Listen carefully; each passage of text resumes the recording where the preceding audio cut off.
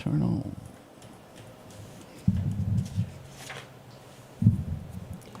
And good morning, and welcome back to the Scotty Ray Report as we cover any and all things going on in the great state of Mississippi. And this morning we've got the Lieutenant Governor of the state of Mississippi, Delbert Hosemann, and also Senator Jeff Tate joining us, who's been in session in Jackson, taking care of things for the East Mississippi side.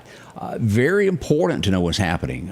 Meridian being the hub for so many things that happen in our area, whether it's Kemper County, it's Neshoba County, if you're in Clark County, Jasper County. One thing about it is you come to Meridian for your trade. This is the hub center for everything. And what happens here affects everywhere. And so we're going to get some pointers and questions of things that are going on. Guys, welcome to the show. Thank you. It's good to see you again, Scotty Ray.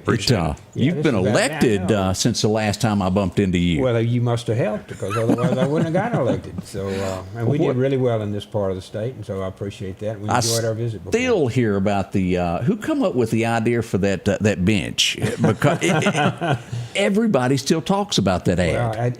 Well, I tried to make it. Politics in today's world is so divisive. I tried to make it where people would like smile or try to remember. And when I got my first ad guy, I asked him. I said, I need to come up with something here. And he said, well, a name like Delbert, you can never get elected. That was his first thing to me. I said, well, first of all, they never get my name right. Whenever I call and leave a message for Scotty Ray, it's Gilbert called or whatever. They never get my name right. And I could see him start thinking there a little bit, and he said, I got an idea about that. So we had the little lady on the bench miss my name like 15 times in the ad, and so it stuck. Yeah. And it was very positive. In today's world, that's good, I think. It's kind of like, where's the beef? It stuck with people. It's one of the most you couldn't forget that one. And when you go to the polls, you think, that's that guy. I like that. We had one lady come out of the polls complaining she couldn't find Gilbert on the ballot. So I don't know. But it has, and it's been really positive for a long time, and that helps me be positive. And one thing I want to get into this, because this could have been, and I'm going to use the word detrimental for this area when it comes to redistricting. And when all this stuff coming out, Jeff jumped in here and helped you. I want to say that you got in touch with Jeff the morning all this come about, to where redistricting was going to happen here. And this would have put all of our judges very liberal leaning if we had put Kemper and also moved in Noxubee County to this, which George Soros, from what I understand, puts a lot of money up there. Yes. And I think this has been beat, has it not?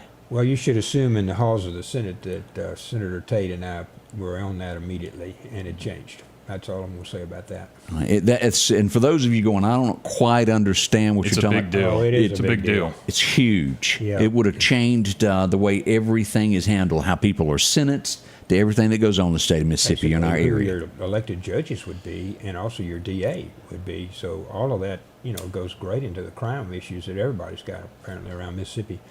No, we needed to stay more consistent with the counties that we've got here. In redistricting, we were trying to do about 100,000 people per judge, around 107,000 actually.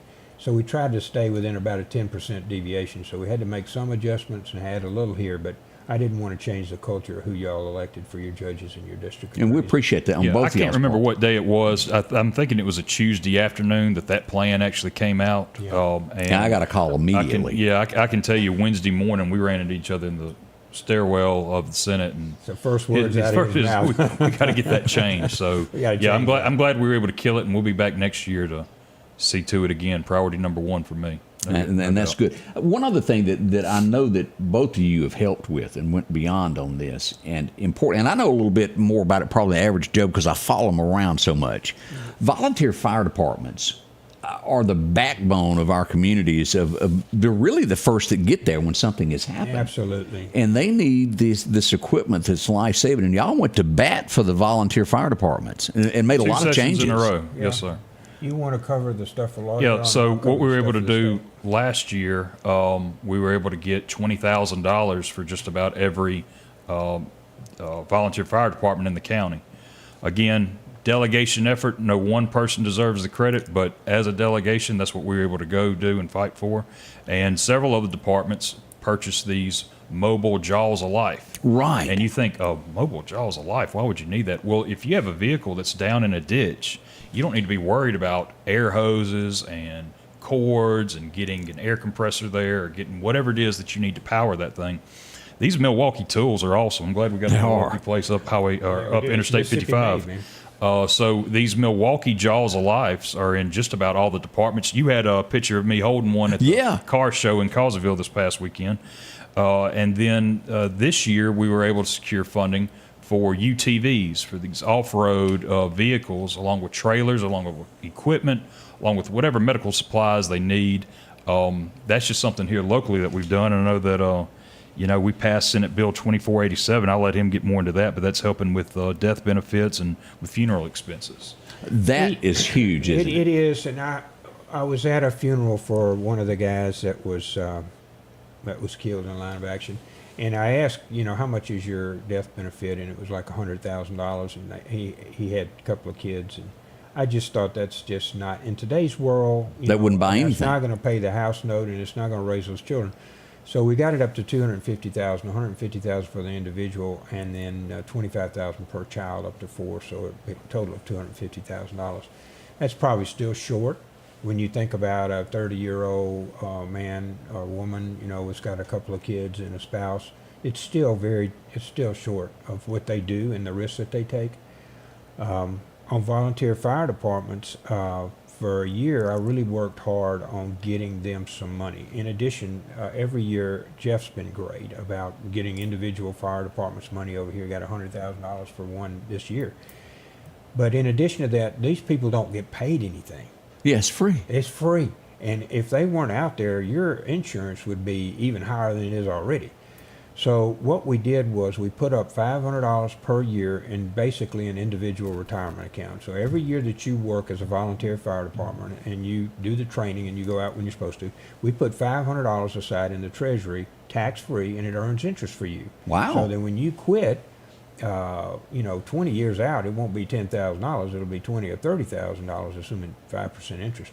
So we've got it where these young men and everybody that's volunteer fire department will actually have their own individual retirement account that they can take with them. And I don't think everybody understands that about that. Well, it was new. We're the first ones to do it, and I was really pleased with that. I anticipate that'll probably grow some, but we started at $500 per year.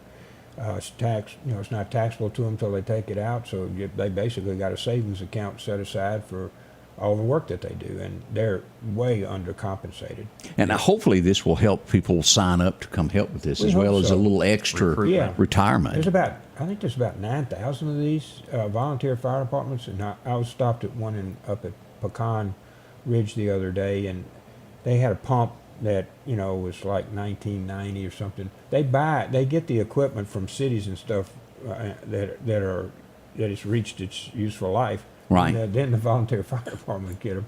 So they've done great work with very little.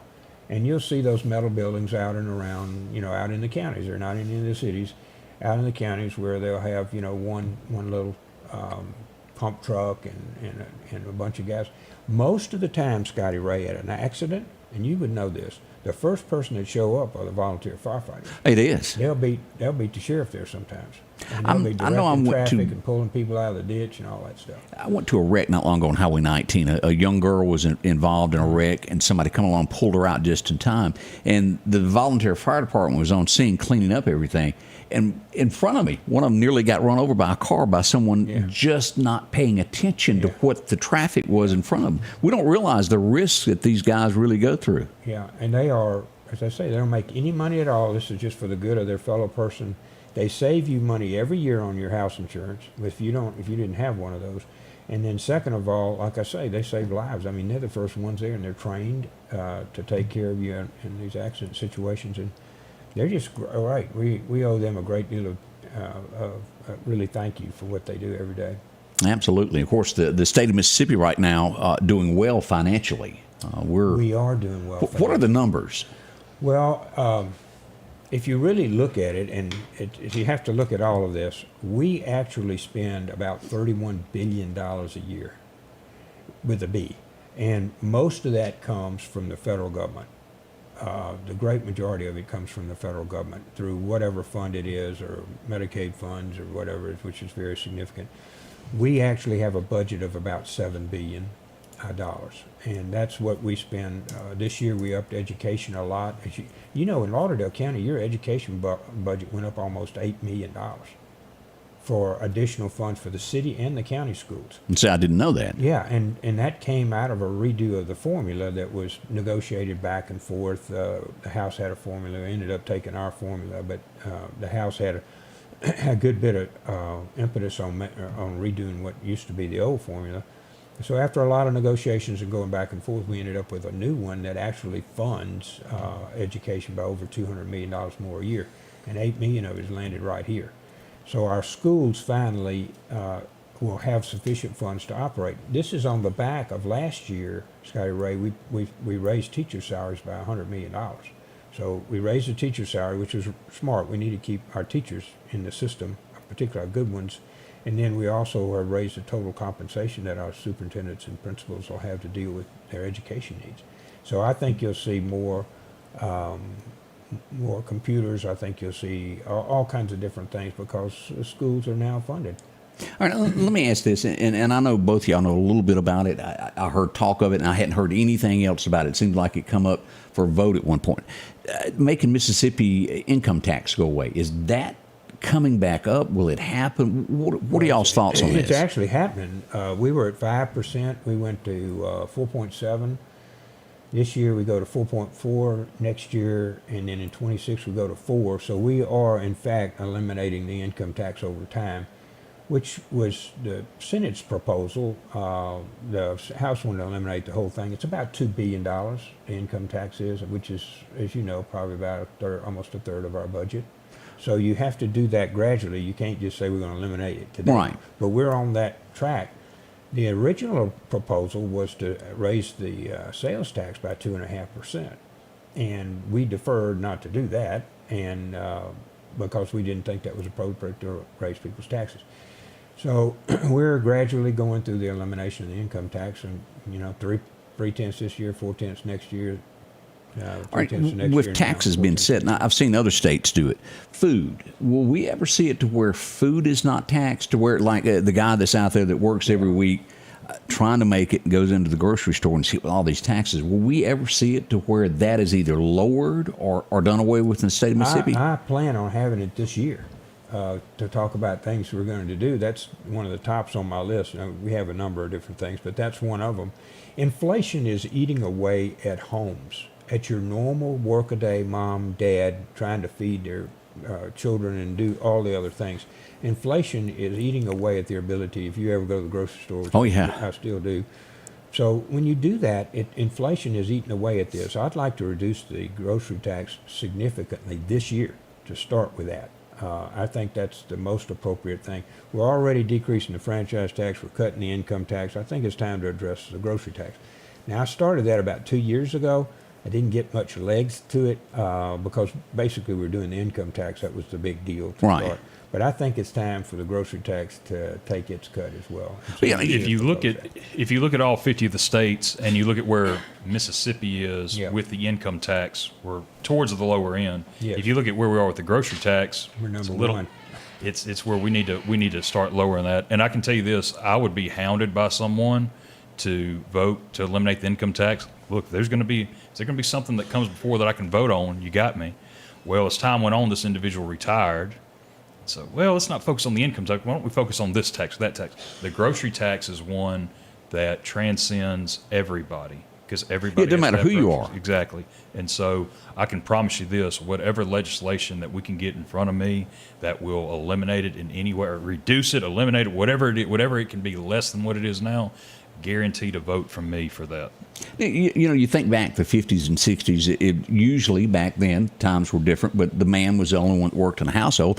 Most of the time, it was a minimum wage job, and he could support a family. You can't do that now. Now you've got mom, dad working, kids working after school, raising money to help get by. The cost of things have just skyrocketed nationwide. It's not only here in Mississippi.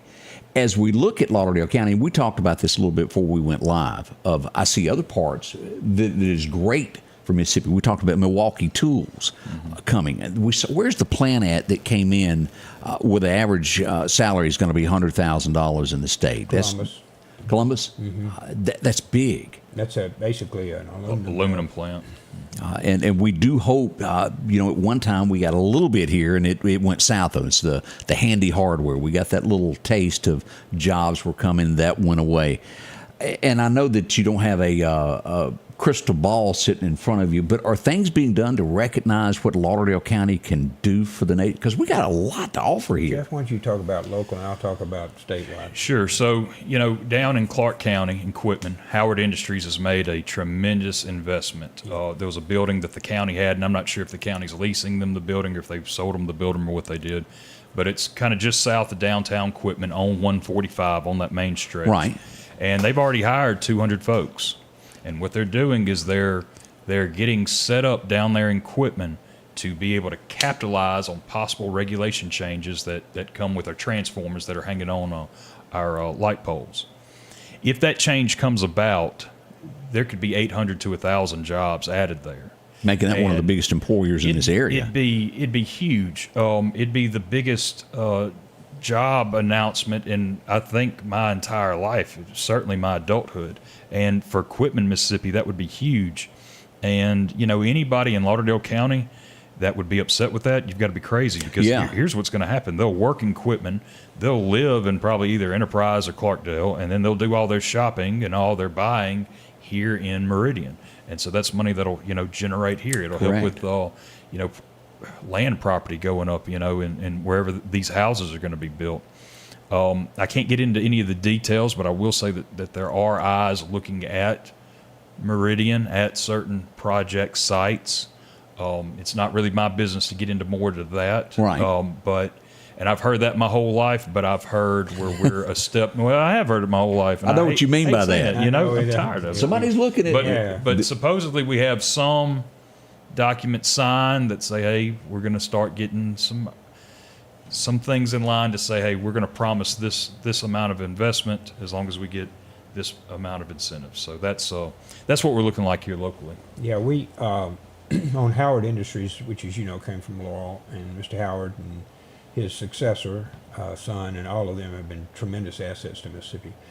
And the business that they're doing here, these transformers on poles, were wiped out in Florida during these series of hurricanes. The waiting period is a year, 2 years, or whatever. So this is a probability that they'll expand in Quitman County, because it has a phenomenal amount of usage. And this will be sold nationwide. Yeah, they're That's sold right. worldwide. I mean, right. they're everywhere. So you can find their product everywhere. So I think it's a great, stable, good paying industry to come to this area. I think that's important. We're looking back on on our Mississippi scene. We just got the Amazon, which is about a $20 billion investment in Madison County. And their construction site is under construction right now. They're driving the piles. They're going to be up in about a year, I think. Now, do we have teams that are working like with Amazon that choose Mississippi, that work behind the scenes, that a lot of people just don't see? That's right. And you'll see some of that here because everything is done on the internet. And then there's a battery plant up in Marshall County. You saw some of that. You'll see different ones. Ingalls is backed up on the coast forever. But I think we're going back and looking at our tax incentives. Every time I talk to these people at Amazon, what was it that brought you here? How come we're like, there's only 2 or 3 of these, and we got one $20 billion investment that's going to drive all the AI and everything else for Amazon, one of the largest corporations in the world. So what brought you here? And it wasn't that they had a tax break or something. Our tax benefits were very good. It was the fact that we were accommodating. The governor did a good job in talking to them. We had them up at the legislature. I mean, we visited with them. Joey Deason from Madison County did a great job. They had the site all lined out for them. Everything they asked about, we were there. And it really came down to personalities. When I was this is inside stuff, but when I was with them the night they announced, and that night we had a cocktail party, and we were all visiting around. The guy that made that decision, the government guy for them, not others made the decision, but the leading person told me he had received calls from 5 different governors saying, why did you go to Mississippi? And he said, because it's so easy to work here. People wanted us to be here. Everybody was accommodating. The tax benefits were The whole tax benefits for Amazon, $20 billion. $16 million went to training, and about $26 million was incentives for a $20 billion investment. Right. So it was a great deal for the state, but the fact that we work with them, that Mississippi is, people that come here love to be here. Well, it's one of those things like if you stop at a store, somebody's really nice to you, you go Yeah. to another store to be the same price, but you go back to the one that went above and right. beyond to be Yeah, good it to was you. nice. Yeah, like that's exactly right. And I think in Mississippi, once we got them here and once they talked to our people and went through all of the steps and everything like that, it wasn't that we outbid somebody. It was just we were the most accommodating. We had a tremendous asset. The cable, the internet crosses right there at I-55 and 20, and it runs right by down here. So it was a good location, but we had everything lined out. We had the industrial park lined out. We had our tax incentives lined out. Everything worked here.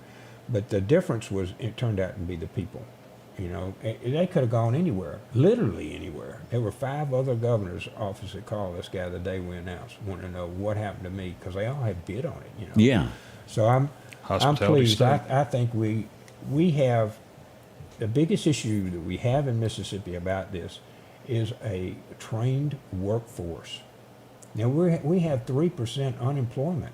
Scotty Ray, if you want a job in Mississippi, you can get a job in Mississippi. Yeah. And there's no minimum wage hardly anywhere.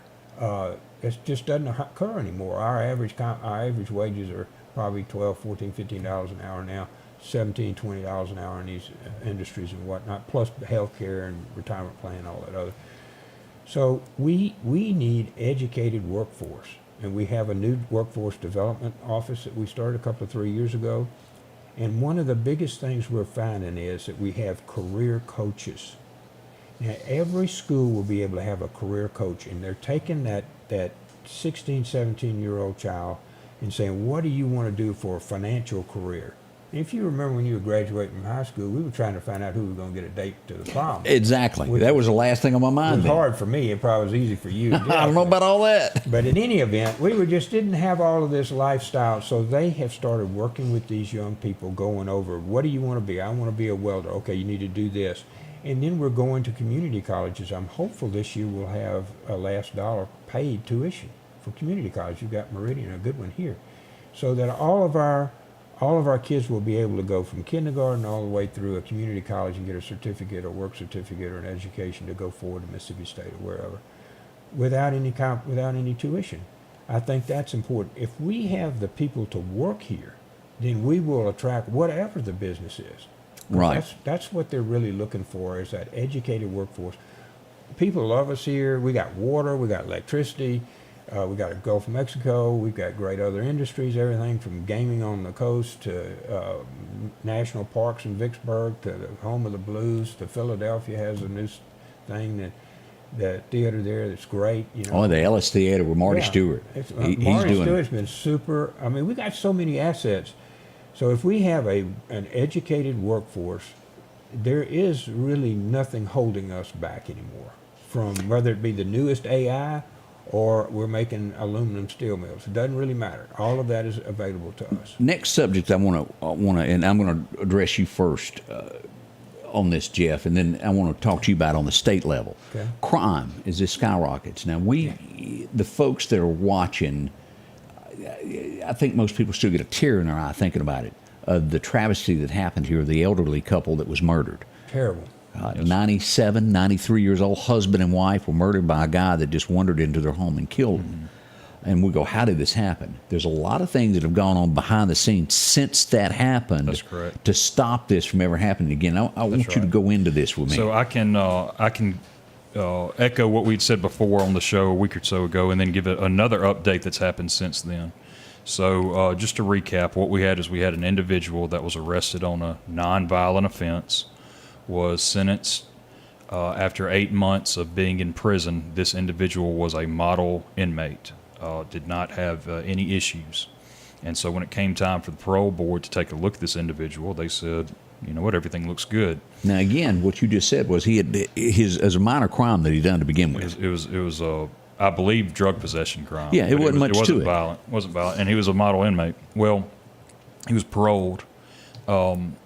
it takes 14 months for this individual to find a place that'll actually take them in. We had talked earlier about the perhaps inmates were being dropped off at the bus The train stop. station. We'll get back to that, okay? Okay. Because I do want to address that. And I told you something on that show that we were following up on it. I don't want you to just think that I was just saying that.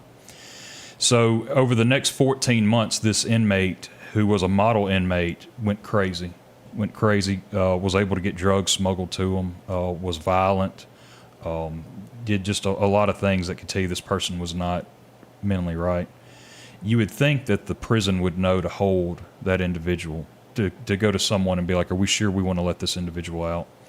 I believe it was Executive Order number 72 or 73 that Commissioner Burl Cain passed down over the last few weeks that basically says that if an inmate is paroled, between the parole date and the exit date, if there are any rule violations whatsoever, that the parole board has to reevaluate that decision. And so because of that, I hate that happened to the Harrington family, but what that executive order will do is that'll put an end to the next victim. And that next victim may not have been a victim of murder. It may have been rape. It may have been assault. It may have been a drunk driving. Who knows what it could have been, but it'll prevent that. So I'm glad that that was something that you didn't think would need to be passed. And I so guess we were through the to get years, that it done. just no one thought of it. No one thought of it, but now that we've had it, here's the way I look at it. If that happens and you don't address it, then you're the problem then. You know what I mean? Right. You need to fix it. And if you fix it, then you've done what you're supposed to do. So talking about the bus station. Fact is, I don't think that MDOC is aware that bus station doesn't have a live individual there actually being able to sell you tickets to go Right. to wherever. So what we have is we have individuals that are being dropped off with the intention of going inside, buying a ticket, and going to their next destination. That site being the best stop for them to go. We're going to make sure that MDOC, and this conversation's already started, to know that, listen, you have to have a smartphone if you want to get a ticket at the bus station. And if you just got out of Meridian prison, isn't- odds of you don't having have that are- So, and look, I talked with Meridian PD last week. Those individuals have not been causing any problems. What it is they think that they're about to get a bus ticket to go home. They find out that, hey, here's a roadblock set up to where they can't purchase that ticket to go to their house. That makes them have to, find a way to get a ticket, which you have somebody that was just released from prison. You don't really want to talk to them about trying to arrange their travel. Correct. But anyway, that is being addressed. Things with these halfway houses, these transitional houses that allow for these inmates to come out. It's something that is necessary and we need more of, but we need to also make sure that we have the oversight on these facilities and with MDOC to make sure that the right decisions are being made. Does every town have these halfway houses, or is it just Meridian? Well, that's what we're trying to dig into, because you can't really find a registry of them.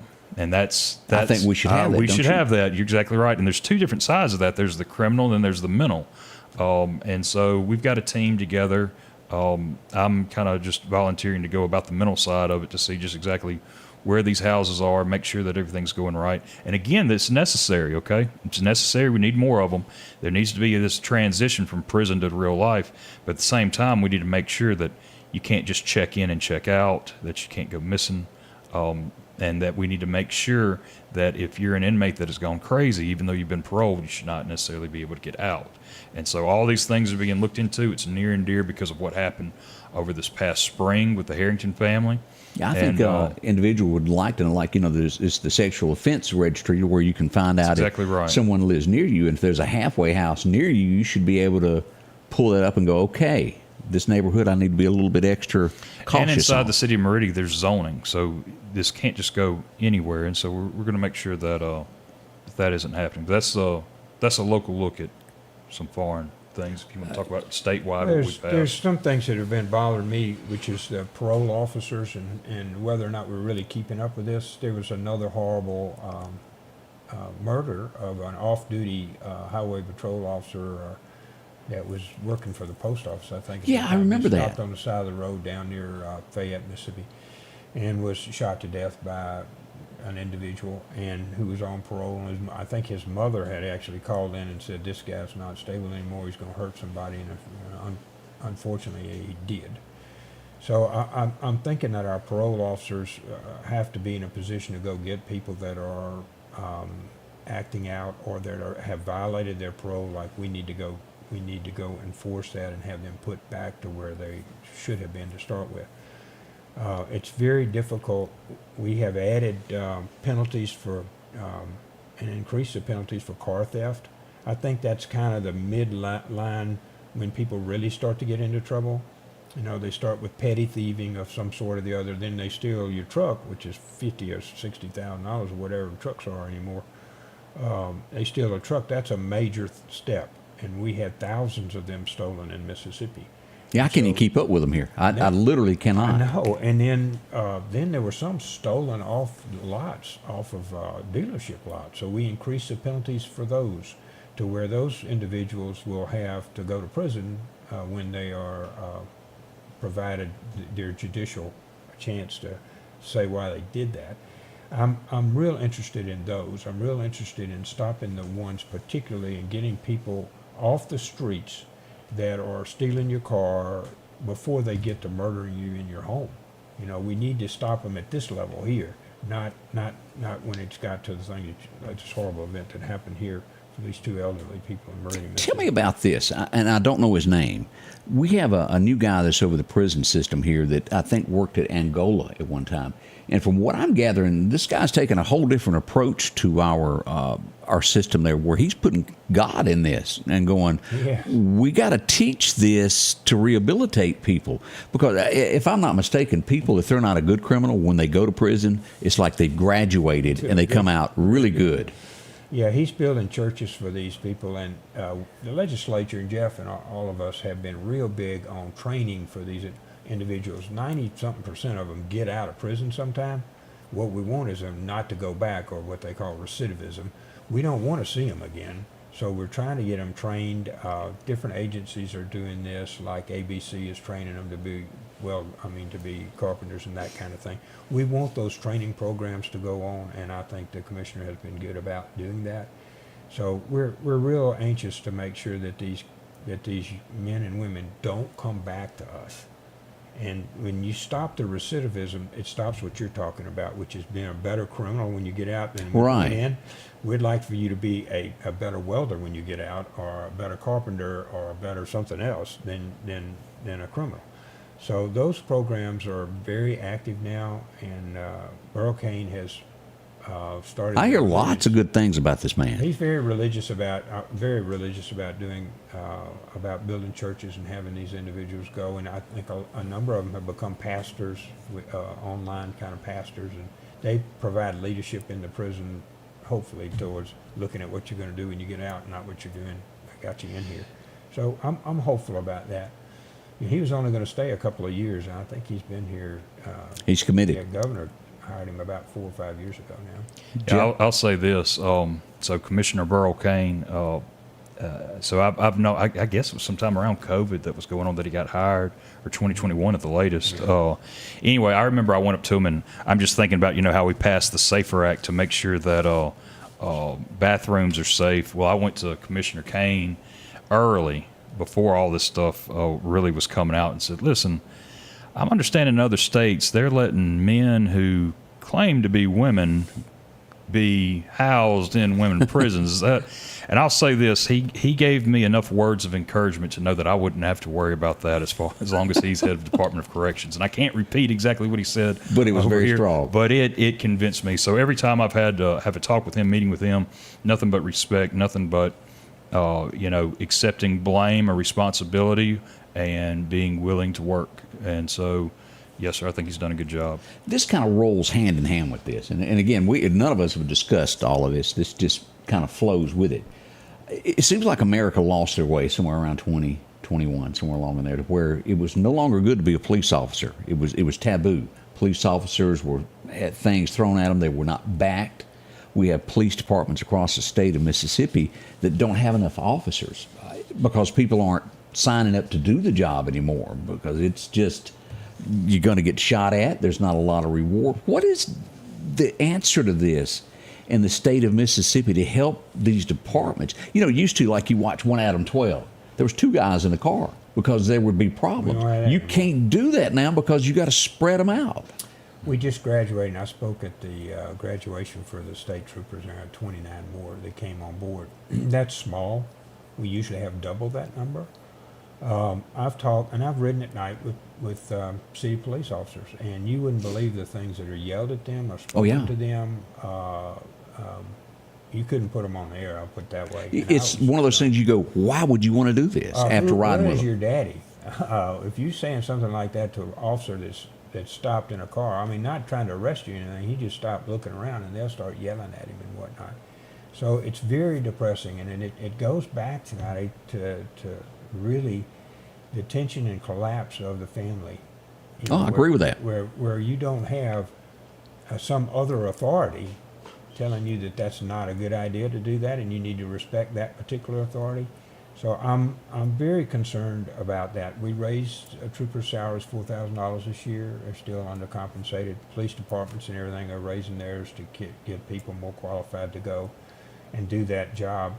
But we need to remember, if you ever rode with them at night, or you ever saw some of the stuff they have to put up with, I mean, we couldn't hardly pay them enough. No, you couldn't. I mean, and the language that's used to them, and they can never get angry or mad. You know, they've got to be very professional. Everybody's got on cameras now, so you've got to be where you're not the problem at these things. And people act out in the worst kind of ways, physically sometimes. So it's very difficult. I think we need to make sure that every mom and dad make sure they instill into their child a respect for authority. Well, you know, as a That's the kid, I can remember structure that. allows You us were- to have this radio show. yeah. I mean, otherwise you wouldn't have anything. This leads also to the next subject here. As I look at Jackson, Jackson pops out in mind. Your vote is the most powerful thing that any of us have in the great state of Mississippi. And when we elect council members or aldermen, they make the decisions as to what the police departments can do. And correct me if I'm wrong. I remember watching Jackson, Mississippi, some of these little surrounding towns, I don't remember which one it was, where they wouldn't allow a police officer from one jurisdiction to follow over to apprehend somebody. You got That was Pearl chasing people that came and robbed, and Pearl running back to Hinds County. Why would a city want to stop a police officer from doing their job? Is that not saying it's okay to do crime in our town? Well, I'll let you make your decisions about that, but I will tell you that if you go and rob in one town, you ought to be able to be pursued to wherever you're going in the other one.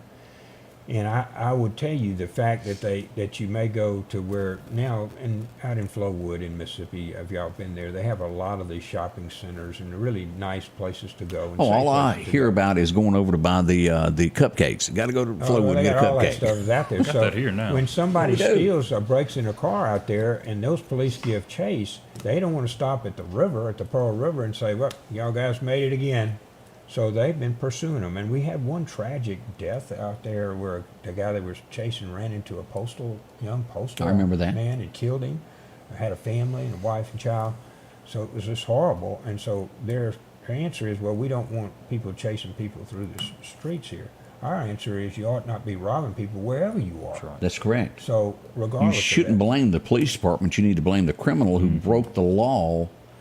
100%. And look at places like Portland, Oregon, decided they were going to decriminalize everything. Now, man, nobody can go downtown in their place. The same as in San Francisco or these other towns that say, well, we don't really need to arrest anybody for anything, and everybody can use drugs on the street or wherever.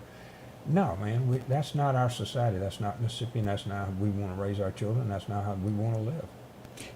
And this is one of those questions. I'm just Joe here in Mississippi, and I don't know the answer. Is there ways that we can pass laws within the state to where it would be able to control these cities that have people that just really don't need to be in charge of our laws? Do you know where I'm going with that question? Well, Is there something we can do? it's kind of happened in one place already with Capitol Police. And hey, listen, I will author They are legislation. expanding and doing great things. I will author legislation moving the capital of Mississippi to Meridian, Mississippi. That way we can have Capitol Police here in Meridian if that's what it takes. So just know that I'll do that. But no, we've done that in Jackson, and they've done tremendous results. I think the first 6 months they were going, they had like some 1,300 felony arrests. That's crazy. And that was back when they had much more of a limited scope, but I'll let you talk Yeah, more we're about that. expanding it further in Jackson because Jackson is your capital.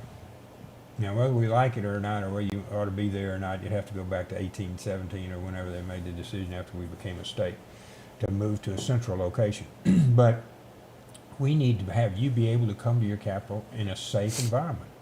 And we repeatedly had all kinds of thefts and problems in Jackson, so we started the Capitol Police District really to work with the city so that the two of them would be able to control crime. So gradually now we've expanded it, the Capitol Police District. It runs basically from Jackson State University around to University of Mississippi Medical Center, mostly state assets. And we've had to add 2 assistant DAs that we pay for, you and I and everybody listening to this pays for, and Jeff. Then we've added some municipal judges, 2 municipal judges to take the load off of this. I offered they could hold it in the legislative budget office, which is over the state capitol next door. So we're doing all of this work to try to stem the crime in Jackson, Mississippi, so that you can have a safe capital city to come to. But I really think that has a boundary. You know, unless you're going to do away with the whole city, where are we going with this? And I started to raise that this year. You know, there has to be some nexus here. If we're going to run the whole town, why do we even need a town? Why are we duplicating these? These have to work, and it have to be, an end game would be to have a safe city, or the whole city I be agree. safe. And by us doing certain work in this part of the city, then they can concentrate on the rest of the city, and we can coordinate between each other. We'll have a total safe city, not just the capital part. And I'm hopeful that's where we'll go. Now, I didn't count this weekend. I think as of last weekend, we're in Jackson somewhere around 52 murders for the year. Meridian has 4 murders for the year. We average anywhere from 11 to 17 per year on average in Meridian. Jackson gets up anywhere from 126 to 150-ish. I could be a little off on that. That's right. And we compare unfavorably with just about everywhere else. And you So saw we the need video. this Capitol Police to expand to be able to help. We do, and I would be hopeful, though, that eventually we don't have to keep growing and paying for that. Everybody outside has to pay for that. That we can, basically have a safe environment downtown and out at the University Medical Center where there's, 11,000 people work there. People come there for treatment, all of that stuff. So we really need to stabilize that and make sure that's going right. But hopefully that'll be in unison with the stabilizing the rest of Jackson. We can't just continue to pay for the judiciary, the DAs, the police department. I mean, there's got to be at some point in time where the city has to run itself. It has to make sure that it's propped up in its own 2 feet. And that goes back to voting people.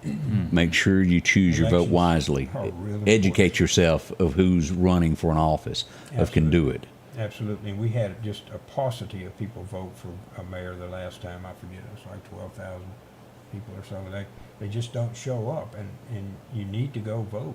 I mean, even for this presidential election, we were hopeful that we would get above 50% of Mississippians vote. We'd hopeful we'd get 60 or 70% of the people vote. Speaking of voting, let me ask this, and I'm just going to put you on the spot, because I asked you this when you were running for lieutenant governor. I watch, and every day I expect a Jello mud wrestling contest in between Lynn Finch and what's his name, Shad White, to battle it out. I think both of them have their eyes on the governor. I saw, was it Mississippi Today did an article last week on the businessman, Duff. Tommy Duff, yeah. Tommy Duff, that he may run for governor. Yeah. Where does this put Delbert? Because I asked you this when you were running for lieutenant governor, if you were going to run for governor, and you, no, I'm lieutenant governor. And now that that's passed, and we've got the governor that will go on, he can't run again, what will you do at the end of this, or do you know yet?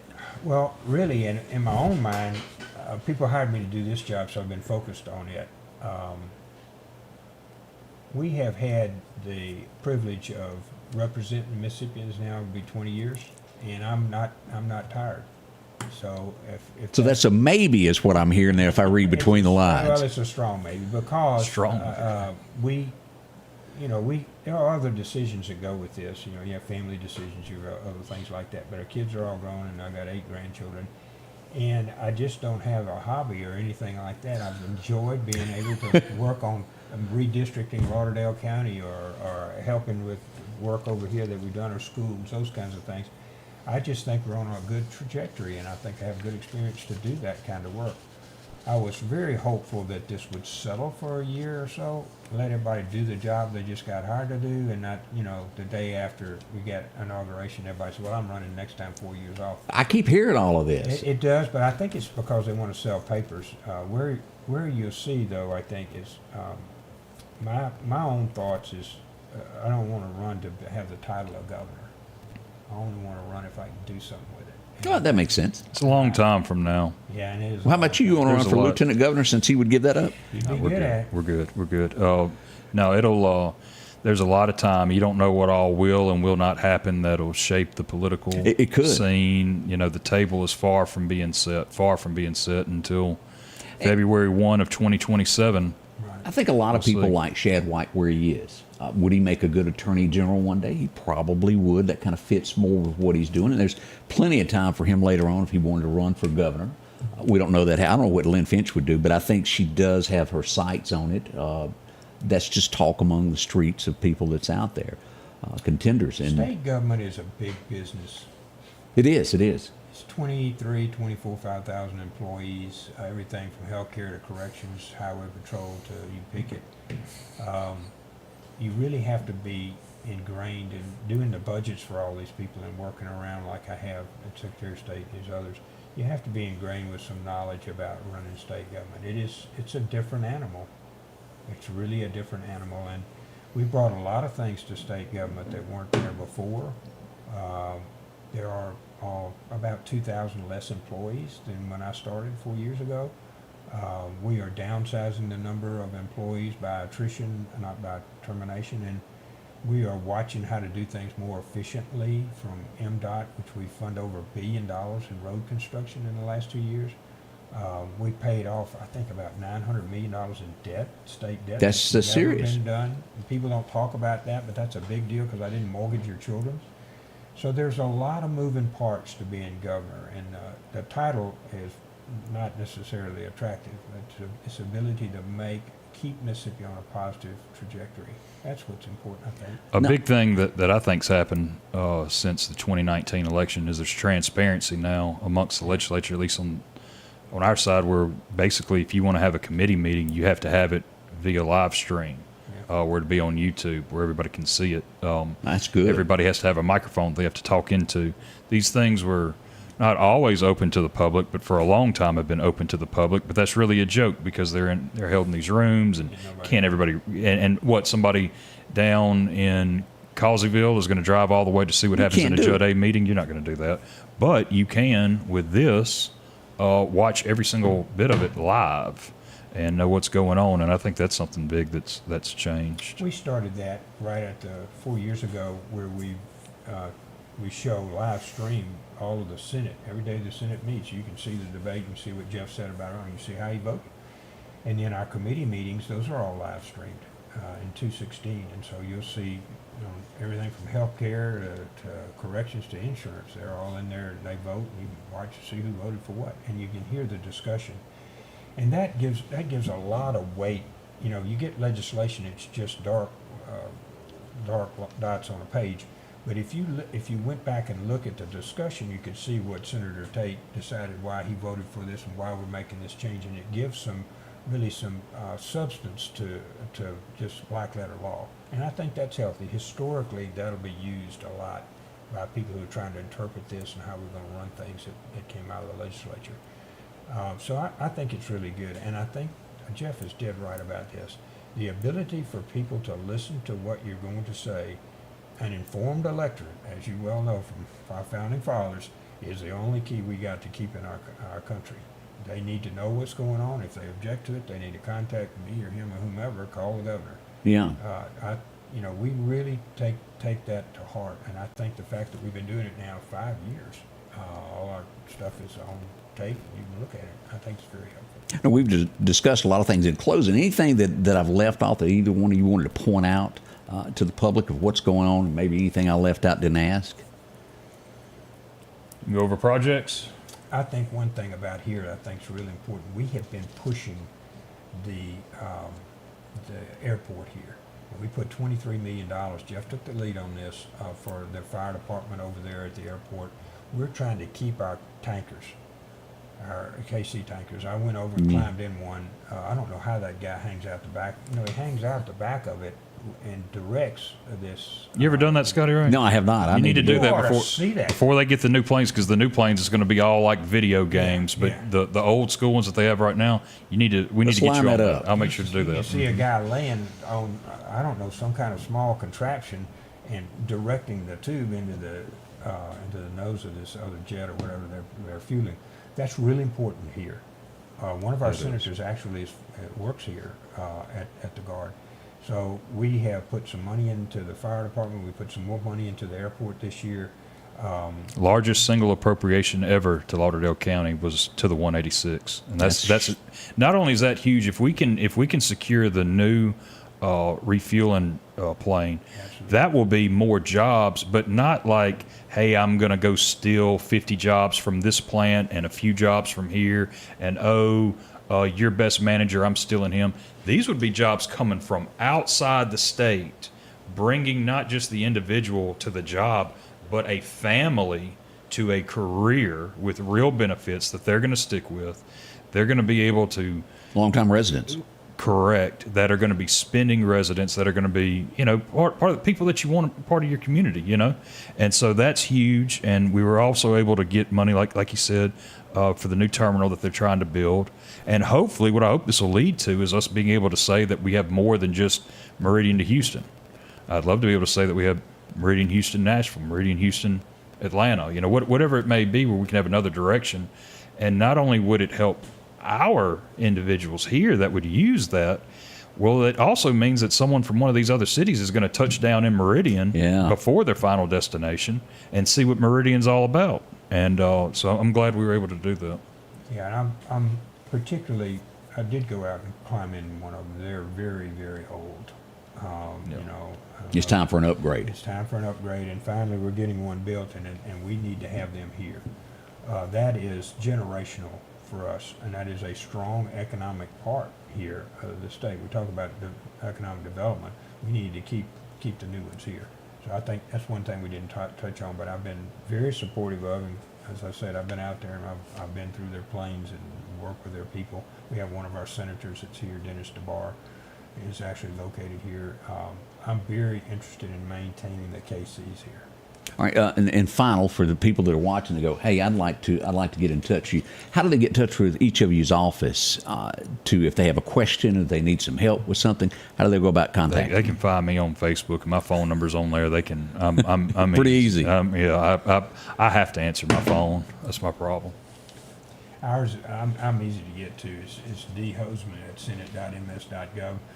My number is 601-359-4070. I have somebody answering the phone. I'll call you back. And it's important to feel like you can talk to an elected official. That's what makes us Mississippi special, as you pointed out before. What's important, Scotty Ray? Tell me. For us to be able to talk to you. Yeah. I work for you. And so it's important for me to talk to people about what do you think is important. We talked about that a little bit before we went on air. What's happening here? How can we help you? Right. It's more important that I get a chance to talk to people and listen. Tomorrow I'll be on the coast. I just need to get out in the state and listen. They'll tell you. People are great about telling you. What you ask them what they want and how can I help you this next year? They'll tell you.